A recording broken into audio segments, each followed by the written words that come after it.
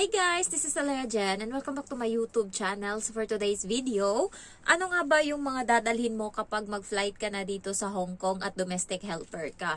Kasi nagbabago yung klima dito sa Hong Kong, apat na klase. May winter, summer, spring, tsaka fall. So, yung winter yung pinaka-hate ko na weather and eto yun ngayon. Sobrang lamig guys, nakakanginig ng buong katawan. So, kanina hindi pa ganun kalamig. Buti na lang kasi nakapaglaba pa ako. So, tapos ko yung mga labahan ko. And ngayon, sobrang lamig na niya. Nilalagnat na ako. Ayan. Namamaga yung mata ko. Tapos, sobrang sakit ng lalamunan ko. Kaya yung mga papunta dito sa Hong Kong, ang una nyo talagang i-priority na bilhin is yung mga gamot. So, hindi tayo hiyang sa gamot sa Hong Kong. Hindi ko lang sure ha, pero yung gamot na binigay ng amo ko na Panadol, hindi siya gumana sa akin, hindi siya effective. Ayan, so doon pa din ako sa gamot na Newsep, Carbosystem, ganyan, doon pa din ako hiyang sa Bioflu, ayan. Ngayon sobrang sakit ng katawan ko kasi kahit may sakit ako, nilalagnat ako, yung bata, gusto makipaglaro ng pickleball. So para siyang badminton pero bola tsaka yung isa yung gamit. So lahat ng katawan ko gumagalaw and ako yung tagapulot ng bola kasi nga sinisipa niya sa akin. So ganyan talaga, mahirap kapag katulong ka. Lahat sa'yo talaga, bisit.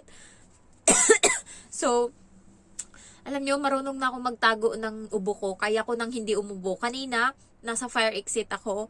And ayoko munang pumasok kasi nandito yung amo ko sa loob ng bahay. Ayoko, kapag ganyan na nabubisit ako, nasisira yung araw ko kapag nakikita ko sila kapag day off ko. So, ayoko. So, inantay ko silang lumabas. So, ngayon, narinig ko na binuksan na yung pinto kasi maghahaponan yan sila sa labas eh. And then, ang tagal na, bumukas na yung elevator. So, akala ko umalis na sila. Gusto ko na sanang umubo kanina. Sabi ko, pigilan ko muna. Hindi ko lang din alam bakit ko pinigilan. So, nung time na yun, lalabas na sana ako. Papasok na ako ng bahay. Buti na lang kamo, dalawa yung pinto doon sa fire exit. Nabuksan ko na yung isang pinto. Bubuksan ko na sana yung pangalawang pinto na palabas na. Nandun na. Buti na lang sabi ko, silipin ko kaya muna yung elevator. Pag silip ko, nandun pa sila. Tahimik sila. Tapos yung amo kong babae pala, nandun pa sa loob ng bahay. Nakabukas lang yung pinto namin, hindi pa siya lumabas. Pero yung bata, tsaka yung amo kong lalaki, nasa may elevator na, nakaabang. So, Diyos ko, sabi ko, ay, buti na lang kamo, hindi pa talaga ako lumabas. Just gusto ko pa talagang umubo kanina.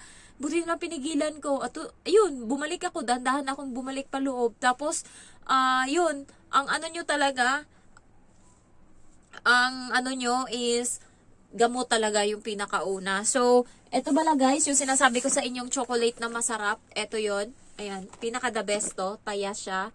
So, nasingit ko lang, baka magbili kayo ng pasalubong. Ayan yung hanapin nyo na chocolate, tatlo 100 yan, tatlo 100 Hong Kong dollar. So, next na dadalhin nyo is, kung ngayon kayo magfa-flight, winter clothes. So, bumili kayo ng mga ukay-ukay muna dyan sa Pinas.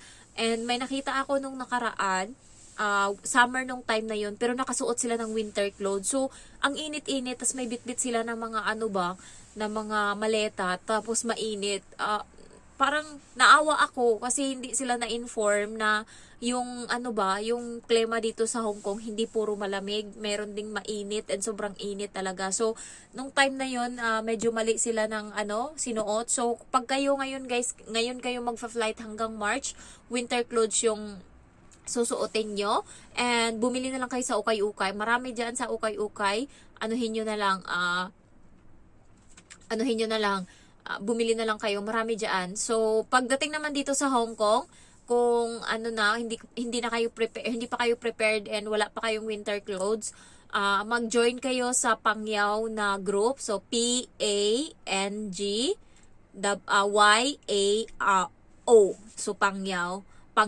Yan, mag-join kayo diyan. Marami diyan, pwede kayong mag-post, manghingi kayo ng winter clothes. Marami diyan na yung amo nila tinatapon yung winter clothes, namimigay sila.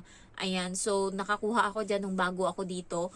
So, manghingi kayo, sabihin nyo lang. Maraming nag-offer dyan kung saan ka, ganyan. Marami, 2 beses ata ako nakahingi dyan. Yung una, parang isang sako ata yung binigay sa akin, sobrang bigat, tapos pinilian ko, tapos nung napilian ko na, binigay ko din sa mga kaibigan ko yung iba, tapos ang iba tinapon namin sa basurahan, yung hindi na talaga kasi pambahay daw yun ng amo niya. So nung pangalawa, puro magaganda na yung nakuha ko, puro panglabas na. Tapos nung nakaraang winter, may isa din akong subscriber na nanghingi ng winter clothes, so binigay ko sa kanya yon.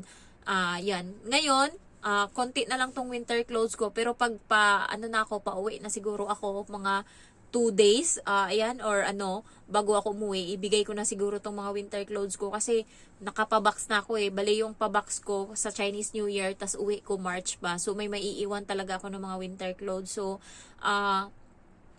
Friday ng gabi ako aalis. So siguro may time pa ako na i-meet up kayo sa mga, kung sino yung mabigyan ko nung time na yon, i-meet up kayo sa train station kasi gabi ako aalis So pwede pa yon. Ayan. So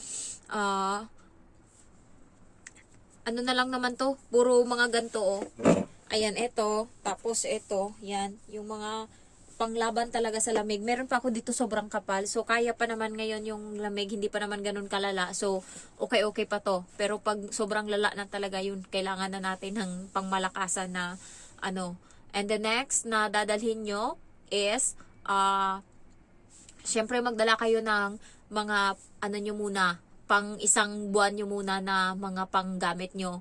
Iskinol, RDL, ganyan. So, magbili na kayo dyan sa Pinas kasi pagdating dito sa Hong Kong, mahal na siya. So, pumunta ako dito, marami akong dinala na meal ko kasi mahal to dito.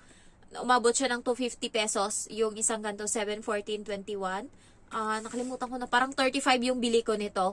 Ayan, so, 35 Hong Kong dollar. Tapos yung para sa mukha, ayan. Tapos, gupitan nyo na din yung buhok nyo kung required ng amo. Tanggalin nyo na din yung kulay. Pero kung hindi, okay lang. And then, bumili na din kayo ng Strepsil sa Pinas. Effective yung Strepsil sa Pinas. Yung Strepsil nila dito sa Hong Kong is parang candy lang. Walang kwenta, guys. And then, bumili kayo ng mga ganto-ganto ba? Mga katingko, ganyan. Kasi, mahal yan dito. So, may nakita ako na sa SM North, sa main, may katingko sila doon na iba-iba yung nila, aroma, merong kung ano-ano, may purple, may green, may blue. So, pwede kayong mamili. Magdala kayo ng mga ganito. Effective to sa mga kung ano-ano.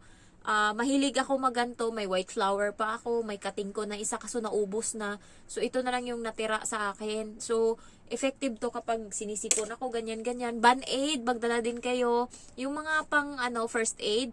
Ayan. Kasi ako nung nagkapigsa ako, tas pumutok, grabe talaga. Kahit ang kapal na ng bandage na nilalagay ko, tumatagos pa din talaga. So, magastos dito kasi mahal siya. And the next na dadalhin nyo is underwear nyo, syempre, pang 1 linggo. Ayan. Kasi pag napunta kayo sa amo na buraot, hindi nagpapagamit ng washing, kawawa talaga kayo. Next is sapatos. So, magdala kayo ng 2 pares. Or kaya, mura lang naman tsinelas dito, sapatos, pero mura lang din naman sapatos dito kung tapos bag na pang day off nyo, yung pag-aalis kayo mag day off, yun yung gamitin nyo. So, isang bag na maliit. Katulad sa akin, eto yun. Matagal na to na to, mag 3 years na. Ayan, so, ito yung gamit ko na bag. Ayan. And bumili ako kanina ng chocolate, pang pasalubong to. Nag-iipon ako, guys. Ayan. So, 14 Hong Kong dollar to. Para siyang, Cadbury yung mukha. Pero, mura version. So, ayan. Ang Cadbury tag 16. So, sunod ko na lang bibilhin. Dito lang yan, guys. Sa exit A1, turn left. Yan yung bilihan ng chocolate dito sa Sham Shui po na medyo mura. Kung dito kayo nakatira. So, next is, ano pa ba yung dadalhin nyo? Siyempre, dala kayo ng biscuit, tapos Energin o kung ano kayo, kape, ganyan. Mahal dito kape, guys. So, magdala kayo and yung mga amo hindi nagbibigay ng ganyan. Biscuit, pangtawid gutom nyo. Hindi natin alam kung ano yung mararanasan yung kalbaryo dito. Pansit Canton, ayan. Pangtawid gutom na din yan. Pansit Canton. And then, ano pa ba yung dinala ko nung time na yun? Sardinas, meron naman dito, pero kung hindi ka pa nga makalabas, yan, magbumili ka ng kung sardinas yung gusto mo. Ayoko na talaga ng sardinas. Alam nyo, pinabili ko yung amo ko ng sardinas para may kwenta naman siya. Pinabili ko siya ng sardinas, tapos kinuha ko yung 4 na piraso, dinala ko doon sa pastorage. Kasi nga, hindi niya ako binibilhan ng ulam ng pagkain. Bali sa isang buwan, isang beses lang siya bumili ng chicken wings, isang beses lang siya bumili ng sardinas, isang beses lang siya bumili ng ng noodles. Ayun lang yung budget ko sa loob ng isang buwan. Alam nyo, nakakaburaot nga eh. So, yun, ang anuhin nyo, yung mga pagkain na kayang tumagal katulad ng biscuit, ganyan. Pagbalik ko dito, nagdala ako ng dewberry, 3 pack, and then sabon. Ayan, kasi nga hand wash ako, so kailangan ko ng bareta na sabon, hindi bumubula yung sabon nila dito, guys. So, bumili ako. Ayan, nagdala ko napkin, isang balot lang para lang pangtawid gutom, and then toothpaste. Ayan. So, yan yung mga kailangan nyo. And so far, yan yung mga kung ano-anong hanas nyo, ballpen, dala kayo. Yan. So far, yan lang yung mga bibit-bitin nyo. And then, wag na kayo magdala ng bigas. May isa akong subscriber, nagbit-bit ata siya ng bigas. So, magbit-bit na din kayo ng mga maluluwag na damit. Ayan. Kasi may ibang amo na buraot. Ayaw ng mukhang sexy yung katulong. Gusto nila mukhang manang talaga. So, ako, more on, puro talaga jogging pants yung suot ko. Puro talaga. Wala kang masabi. Ayan. So, ayan, mga ganyan yung suot ko. Pang trabaho. Ayan. Puro ganyan. Tsaka may bulsa. Tapos, XL na damit. Large. Para walang masabi. So, pag nakikita kasi ng amo ko na may bago akong damit na sinuot ko pang trabaho, ay, bago yung damit mo Yung parang, bago yung damit mo Parang ganyan. Siyempre, sanay tayo na parang hinihil ko lang yung kabataan ko na wala akong damit. So, nagsusuot ako ng iba. Hindi ako sanay na paulit-ulit siya kasi 2 lang yung pares ng damit niyan. Palitan lang. Pag nilabhan yung isa, suotin niya yung isa. Kaya hindi pwedeng sabay yun labhan kaya wala siyang damit pagkatapos. So, ayun lang guys. Thank you for watching. Medyas pala. Magdala kayo mga siguro, 5 pares. Mahal medyas dito. And then, ano pa ba? Wipes. Ayan. Mahal yung wipes. Pero meron naman sa Mannings. So, yung mga iniisipin nyo lang muna kung ano yung mga kailangan nyo talaga. So, thank you for watching and I love you all. Bye-bye.